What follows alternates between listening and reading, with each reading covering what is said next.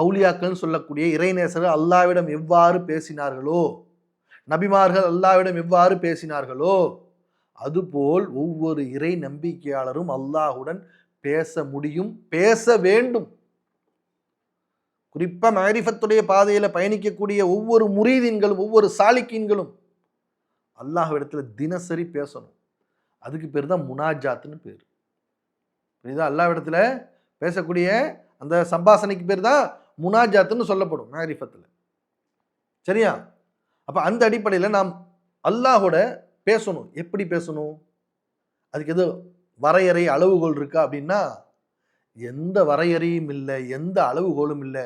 இன்னும் பாஷை எந்த மொழின்னு தடையும் இல்லை. இந்த மொழியில தான் பேசணும், இந்த மொழி தான் அல்லாஹ்வுக்கு தெரியும்லாம் கிடையாது. நீ எந்த மொழியில பேசினாலும் அல்லாஹ்வுக்கு அனைத்து மொழியும் தெரியும். ஏன்? அந்த மொழிகளையும் படைத்தது அல்லாஹ் தான்.